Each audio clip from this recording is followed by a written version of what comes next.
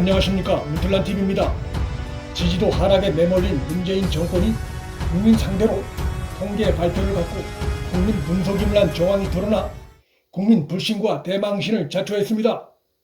11일 거의 하루 종일 주요 매체에선 경제협력개발기구가 올해 한국 경제 성장률을 마이너스 0.8%로 전망해 OECD 37개 국가 중 1위였다는 내용을 보도한 바 있습니다.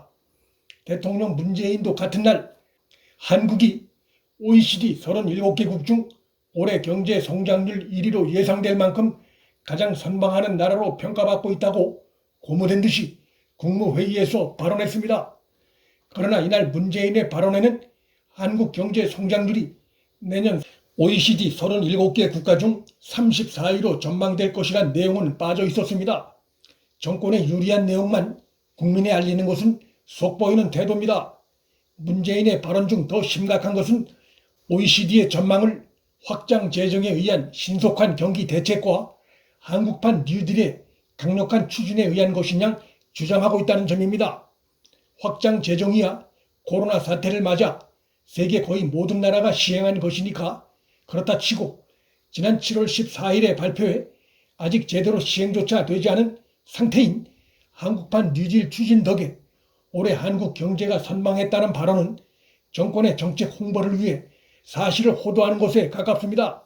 올해 한국 경제 성장률이 마이너스 0.8%로 전망됨에도 OECD 37개 국가 중 1위라는 얘기가 나오는 것은 그만큼 해외 국가들이 코로나 대처에 실패해 경제에 미친 타격이 심했다는 것이고, 한국은 국민들의 적극적인 협력과 보건의료 종사자들의 헌신적인 노력 덕택에 코로나 대확산을 막을 수 있어 상대적으로 적게 저성장을 할 수 있었던 것임에도 정권이 잘해서 나타난 결과인 양, 그것도 문정권의 전망이 불투명한 한국판 뉴딜 추진 덕인 양 홍보하는 것은 너무나 속보이고 뻔뻔한 행태가 아닐 수 없습니다.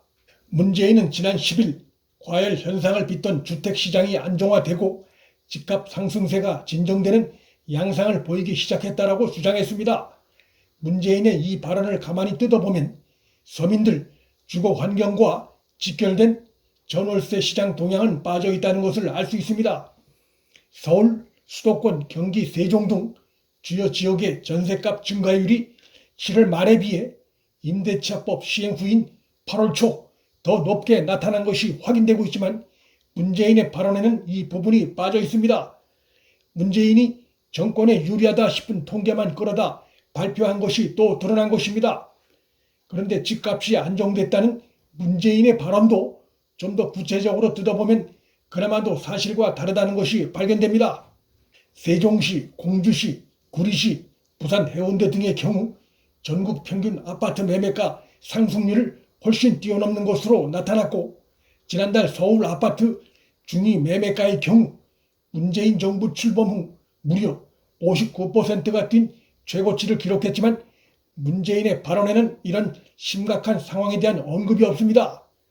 정부의 정책이 효과를 거두기 위해선 국민의 신뢰가 우선돼야 하는데 그 첫 단추를 잘못 깨고 있는 것입니다.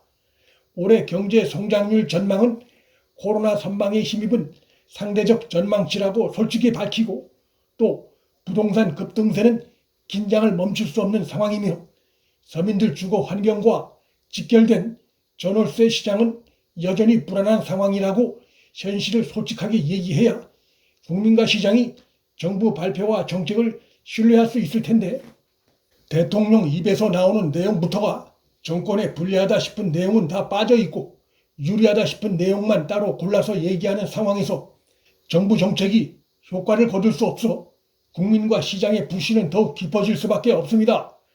김헌동 경실련 부동산 본부장은 12일자 조선일보와 인터뷰에서 문재인 정부는 출범 이래 서울 아파트값이 고작 14% 올랐다고 주장하면서 그 근거 자료 공개 요구는 10번 넘게 묵살하고 있다고 폭로했습니다. 김 본부장은 또 국토부 통계에 사용된 아파트 이름이나 적용 시세를 공개하라고 10여 차례 정보 공개 청구 등 공식 질의를 했지만 정부는 통계법을 앞세워 번번이 답변을 거부했다고 폭로했습니다. 한 정권이 국민을 상대로 통계 숫자를 조작하거나 거짓 통계 숫자를 제기하는 경우 그 정권은 갈 때까지 간 정권이라 할 수 있고, 독재 정권들이 대개 몰락 직전에 그런 모습을 보여왔습니다. 문재인 정권이 거기까지 와 있는지 단언할 수는 없으나 대통령부터 자신들의 유리한 통계 숫자만 공개하는 모습은 그런 유혹의 근처에 와 있는 것으로 볼 수 있습니다. 50여일간 지속된 장마로 파괴된 태양광 시설로 인한 피해 사례 발표에서도 정부의 집계 숫자 왜곡 정황이 나타납니다. 한국에너지공단이 제출한 자료에 의하면 지난달 14일부터 지난 9일까지 도합 16건의 피해 사례가 집계됐는데, 최근 산림청이 국회에 제출한 자료에선 그 피해가 12건으로 나타납니다. 두 기관의 집계 숫자가 각기 다른 이유를 따져보니 산림청은 에너지공단이 파악한 8건의 태양광 피해를 누락했고, 에너지관리공단은 산림청이 파악한 4건을 누락함으로써 두 기관의 피해 사례를 합산해보면 집중호우가 쏟아진 이후 한 달 만에 적어도 20건의 태양광 피해가 발생한 것입니다. 그런데 이러한 숫자도 피해 신고가 접수된 것 기준으로 나온 것이고, 문재인 정부 들어선 이후 전국의 산과 고를 태양광 시설이 뒤덮어가고 있는 상황이어서 실제 피해는 훨씬 더 클 것으로 보입니다. 정부 산하 기관들이 문재인 정부 눈치를 보며 태양광 피해 사례를 줄여 발표하고 있다는 의심이 드는 것입니다. 법조인들의 경우 소송에서 이기기 위해 상대에게 불리한 것과 자신에게 유리한 것만 부각시키며 싸우는 경향이 특히 강합니다.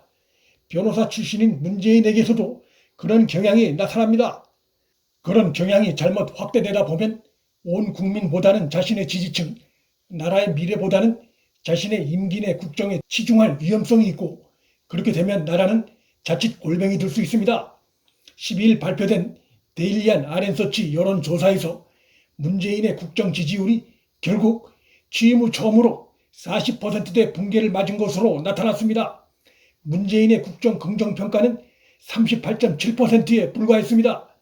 특히 문재인의 지지율을 견인하던 30대에 이어 40대에서마저 부정평가가 긍정평가를 누르는 데드크로스 현상이 나타났습니다. 서울의 지지율은 전국에서 가장 낮은 20%대인 29.1%로 나타났습니다. 민심과 따로 노는 문재인 정권의 최근 행태로 인해 나라의 미래 잠재력 잠식에 대한 우려가 커지고 있어 민심의 대폭발이 현실화됐다는 전망이 나오고 있습니다. 문 정권에게서 쫓기고 있는 정권 말기의 그림자가 어른거리고 있습니다. 문틀란TV 여기서 마칩니다. 구독과 좋아요, 방송 공유는 방송 제작에 큰 힘이 됩니다. 시청해 주셔서 감사합니다.